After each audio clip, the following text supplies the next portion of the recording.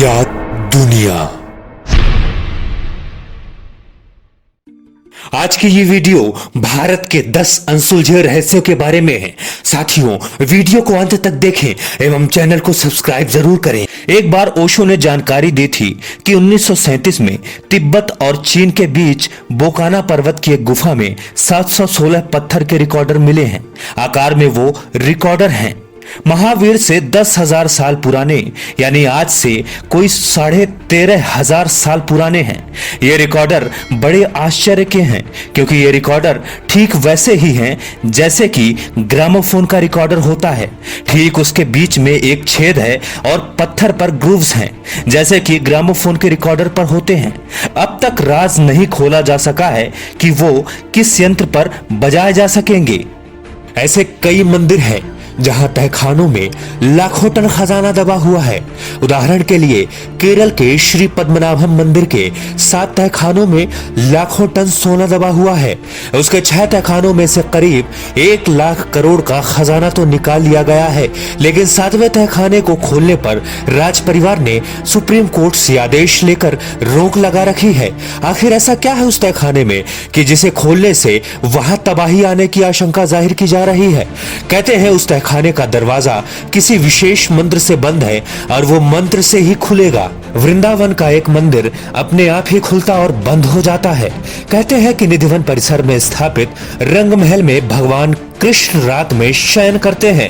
रंग महल में आज भी प्रसाद के तौर पर माखन व मिश्री रोजाना रखा जाता है। सोने के लिए पलंग भी लगाया जाता है।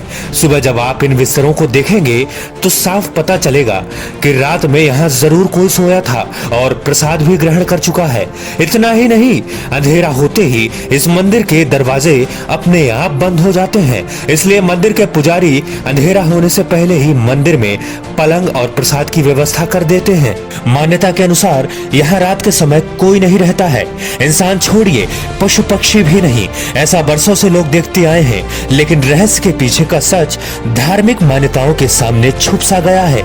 यहाँ के लोगों का मानना है कि अगर कोई व्यक्ति इस परिसर में रात में रुक जाता है तो वो तमाम सांसारिक बंधनों से मुक्त होकर मृत्यु को प्राप्त हो जाता है। महाभारत के अश्वत्थामा याद है आपको?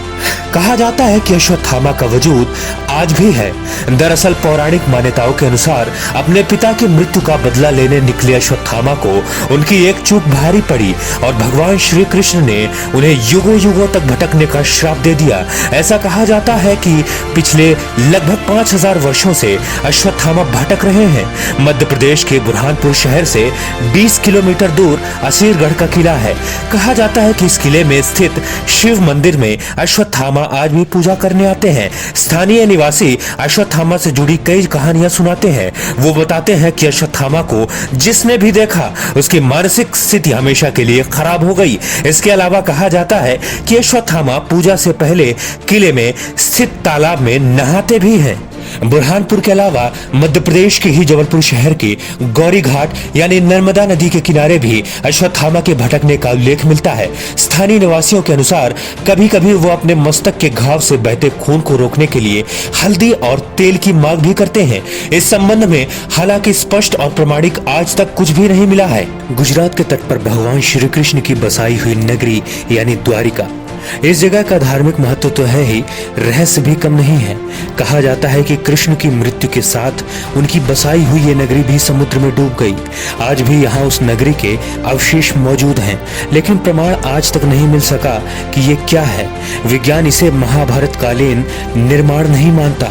काफी समय से जाने माने शोधकर्ताओं ने यहाँ पुराणों में वर्जित द्वारिका के रहस्य का पता लगाने का प्रयास किया, लेकिन वैज्ञानिक तथ्यों पर आधारित कोई भी अध्ययन कार्य अभी तक पूरा नहीं किया गया है। सन 2005 में द्वारिका के रहस्यों से पर्दा उठाने के लिए अभियान शुरू किया गया था। इस अभियान में भारतीय नौसेना ने भी मदद की थी।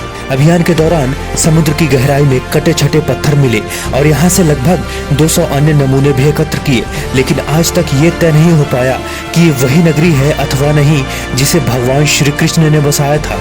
आज भी यहाँ वैज्ञानिक स्कूबा डाइविंग के जरिए समुद्र की गहराइयों में कैद इस रहस्य को सुलझाने में लगे हुए हैं। अब बात करते हैं कैलाश पर्वत की। कहा जाता है कि कैलाश पर्वत में केवल अच्छी आत्माएं ही रह सकती हैं। ये पर्वत पिरामिड नुमा आकार का है। वैज्ञानिकों के अनुसार ये धरती का केंद्र है। ये एक ऐसा भी केंद्र है जिसे एक्सिस मुंडी कहा जाता है। एक्सिस मुंडी अर्थात दुनिया की नाभि या आकाशीय ध्रुव और भौगोलिक ध्रुव का केंद्र।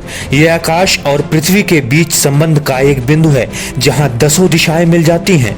रशिया के वैज्ञानिकों के अनुसार एक्सिस मुंडी वो स्थान है जहां अलौकिक शक्ति का प्रवाह होता है और आप उन शक्तियों के साथ संपर्क भी कर सकते हैं। कैलाश पर्वत की संरचना कंपास के 4 दिक बिंदुओं के समान है और एकांत स्थान पर स्थित है जहां कोई भी बड़ा पर्वत नहीं है। कैलाश पर्वत पर चढ़ना निषिद्ध है, पर 11वीं सदी में एक तिब्बती बौद्ध योगी मिलारेपा ने इस पर चढ़ाई की थी। रशिया के वैज्ञानिकों की ये रिपोर्ट यूएन स्पेशियल मैगजीन के 2004 के जनवरी अंक में प्रकाशित हुई थी। कैलाश पर्वत 4 महान नदियों के स्रोतों से घिरा हुआ है। सिंध, ब्रह्मपुत्र, सतलुज और कर्णाली या घाघरा तथा 2 सरोवर इसके आधार हैं। पहला मानसरोवर, जो दुनिया की शुद्ध पानी की उच्चतम झीलों में से एक है और जिसका आकार सूर्य के समान है, तथा राक्षस झील, जो दुनिया की खारे पानी की उच्चतम झीलों में से एक है और जिसका आकार चंद्र के समान है। ये दोनों झीलें सौर और चंद्र बल को प्रदर्शित करती हैं, जिसका संबंध सकारात्मक और नकारात्मक ऊर्जा से है। सोन भंडार गुफा बिहार के राजगीर में छुपा है। मौर्य शासक बिंबिसार का अमूल्य स्वर्ण भंडार।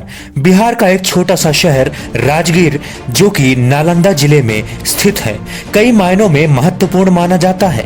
यह शहर प्राचीन समय में मगध की राजधानी था। यहीं पर भगवान बुद्ध ने मगध के सम्राट बिंबिसार को धर्मोपदेश दिया था।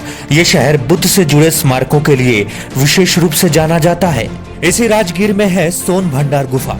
इस गुफा के बारे में कहा जाता है कि इसमें बेशकीमती खजाना छुपा है, जिसे कि आज तक कोई नहीं खोज पाया है। यह खजाना मौर्य शासक बिंबिसार का बताया जाता है। हालांकि कुछ लोग इसे पूर्व मगध सम्राट जरासंध का भी बताते हैं। अलेया भूत लाइट। पश्चिम बंगाल के दलदली इलाकों में कई बार रहस्यमय रोशनी देखे जाने की जानकारी मिली थी।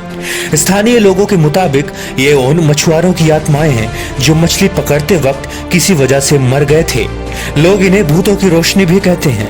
ऐसा भी कहा जाता है कि जिन मछुआरों को ये रोशनी दिखती है वे या तो रास्ते भटक जाते हैं या ज्यादा दिन जिंदा नहीं रह पाते।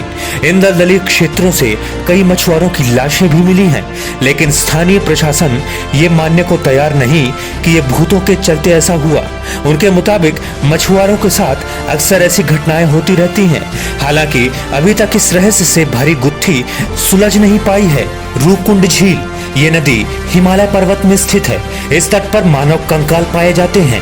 पिछले कई वर्षों से भारतीय और यूरोपीय वैज्ञानिकों के विभिन्न समूहों ने इस रहस्य को सुलझाने के कई प्रयास किए, लेकिन वो नाकाम रहे। भारत के उत्तरी क्षेत्र में खुदाई के समय नेशनल ज्योग्राफिक को 22 फुट का विशाल नरकंकाल मिला है। उत्तर के रेगिस्तानी इलाके में एम्प्टी क्षेत्र के नाम से जाना जाने वाला ये क्षेत्र सेना के नियंत्रण में है। ये वही इलाका है जहां से कभी प्राचीन काल में सरस्वती नदी बहती थी। बताया जाता है कि कदकाठी के हिसाब से ये कंकाल महाभारत के भीम पुत्र घटोत्कच के विवरण से मिलता जुलता है। हालांकि इसकी तुलना अमेरिका में पाए जाने वाले बिगफुट से भी की जा रही है, जिनकी औसत हाइट अनुमानतः 8 फुट की है। इसकी तुलना हिमालय में पाए जाने वाले यति से भी की जा रही है, जो बिगफुट के समान ही है।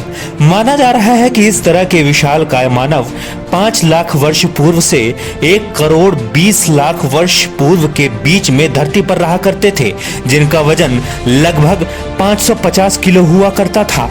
भारत की गुफाएं। भारत में बहुत सारी प्राचीन गुफाएं हैं, जैसे बाघ की गुफाएं, अजंता एलोरा की गुफाएं, एलिफेंटा की गुफाएं और भीमबेटका की गुफाएं। ये सभी गुफाएं किसने और कब बनाई, इसका रहस्य अभी तक अनसुलझा है। अखंड भारत की बात करें तो अफगानिस्तान के बामियान की गुफाओं को भी इसमें शामिल किया जा सकता है। भीमबेटका में 750 गुफाएं हैं, जिनमें 500 गुफाओं में शैल चित्र बने हैं। यहाँ की सबसे प्राचीन चित्रकारी को कुछ इतिहासकार 35,000 वर्ष पुराना मानते हैं, तो कुछ 12,000 पुरानी। तिब्बत का यमद्वार। प्राचीन काल में तिब्बत को त्रिविष्टप कहते थे। यह खंड भारत का ही हिस्सा हुआ करता था। तिब्बत को चीन ने अपने कब्जे में ले रखा है। तिब्बत में दार्जिलिंग से 30 मिनट की दूरी पर यम द्वार है।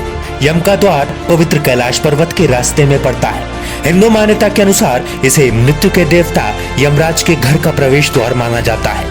ये कैलाश पर्वत की परिक्रमा यात्रा के शुरुआती पॉइंट पर है। तिब्बती लोग इसे चोटेन कांग नग्ये के नाम से जानते हैं, जिसका मतलब होता है 2 पैर वाले स्तूप। ऐसा कहा जाता है कि यहाँ रात में रुकने वाला व्यक्ति जीवित नहीं रह पाता। कई ऐसी घटनाएं भी हो चुकी हैं, लेकिन इसके पीछे के कारणों का खुलासा आज तक नहीं हो पाया है। साथ ही यह मंदिर नुमा द्वार किसने और कब बनवाया, इसका कोई प्रमाण नहीं है। ढेरों शोध हुए, लेकिन कोई नतीजा नहीं निकल सका।